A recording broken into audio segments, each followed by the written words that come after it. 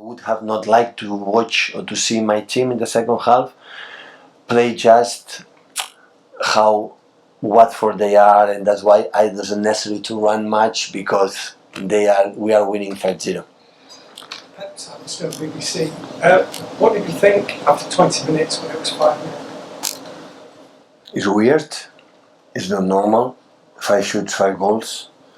In the same time, we gave them 2 chances to score 2 goals. That we were lucky in this time didn't happen, when in the past sometimes happen. But the quality of the players up front make the difference. So the quality that we have is a joy to watch. And after 5-0, the game is completely different. Analyze after that, the mood one team, the mood the other one, the relax you play, the tension they play. So it's difficult to say. But we was ruthless in terms of 5 shoots, 5 goals. Sometimes you shoot 25 or 50 or 20, you cannot do it. So, and after Champions League and a huge trip back home, no time to prepare, rest and everything. So it was a lovely day for all of us, for our City fans. A lovely day in sunshine and a lot of goals. I think even during the first half, but during the second half, whenever the camera went to you, kind of sat on the bench, it looked like City could have been losing. What kind of thoughts go through your head when there's a game like that, or even City? No, maybe you misunderstand me. I was so happy the night, but I have an opponent there with that 0. What can I say? To shout, to make a spectacle of that. So when the game is tight, okay, you can be more involved, more tension. But with 5-0. Is sitting there. So what I like, one of the things I like the most tonight, this afternoon, it was the fact for the second half after 5-0.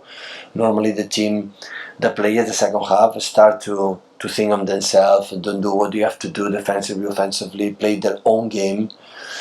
And it was a completely opposite. We were more aggressive. We changed a little bit the setup. We were more aggressive in the second half than the first, in our high pressing, and everybody did what we have done. And that's why the second half were more than decent. We scored more goals and we play good. And that I like it. I like a lot. Oliver Holt from the Mail on Sunday. Do you think there's ever in football a kind of unspoken contract between players from 2 teams where in a match like that, where it's 8-0, where one set of professional players doesn't want to humiliate the other set of professional players? Does that ever come into a team's thinking, do you think? The best way to humiliate the players and not respect the players is do the second half stupid things and play for themselves and make some fashion movements or that is the worst thing to do that. And that's why it didn't happen. So at the end, we respect incredible the opponents. That's why we play in that way, because if we don't respect the opponents, we don't run without the ball what we have done. And of course we play for the spectators, come here to watch the game. So I don't have any doubts about that. I would have not liked to watch or to see my team in the second half play just how Watford they are, and that's why it doesn't necessary to run much because we are winning 5-0. That is the most lack of respect for our opponents. That's why we have done what we have done. So play seriously.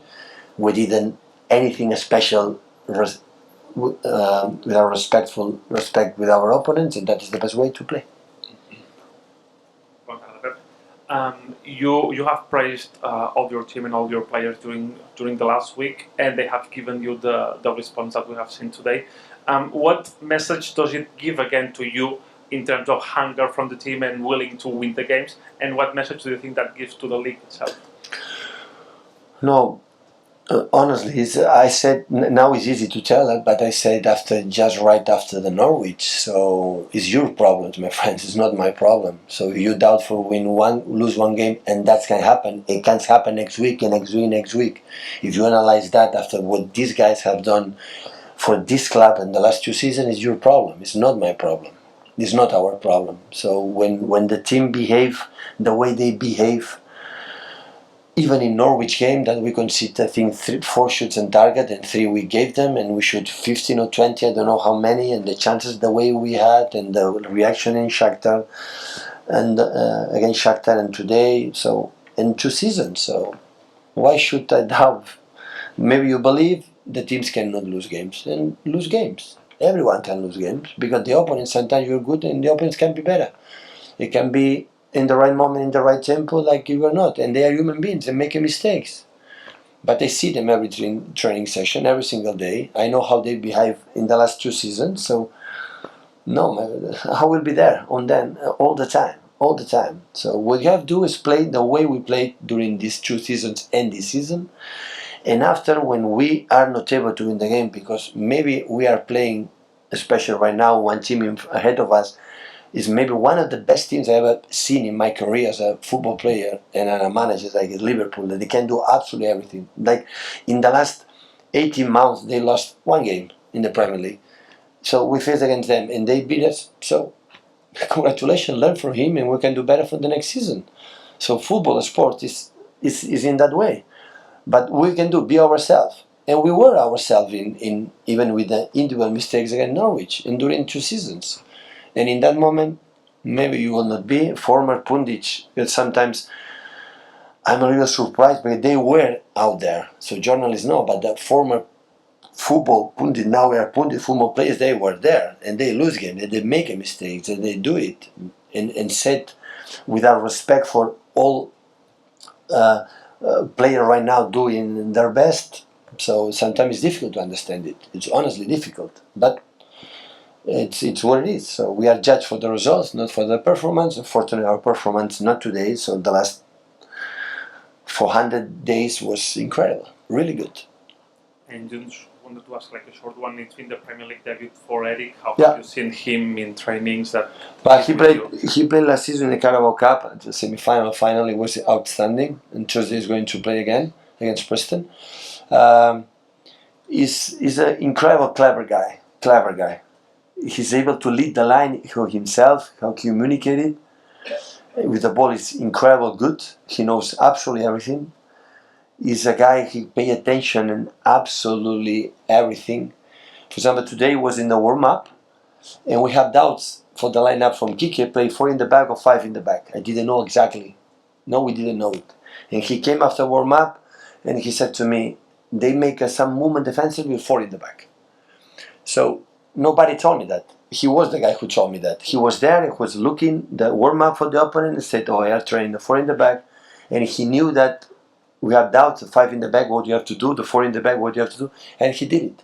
He's so clever. He's pay incredible attention on that. And he played good, and it's for the problems to have back, he's going to play. He's going to play a lot of games, a lot of minutes, because I trust him a lot. Pep, Dan King from The Sun. What is your reaction to the story of Liverpool hacking into City's scouting reports? How important is that information to a club, and what punishment should clubs face if they are found guilty of doing that? Well, 2013, I think it was. So I was away. So I don't know what happened. So I read it. I think the club has to speak from himself. So for itself. So honestly, I was not here. I was 13. I was in Munich, I think so. How important is that data to a club? I think the club is going to make a statement, going to say something or not. I don't know. So. Just obviously a lot's been made. Only I know what happened with Marcelo Bielsa last season, what happened with similar things, how it was being destroyed. Now I know it, what happened last season. So, a part of that, so I'm sorry, I was not here.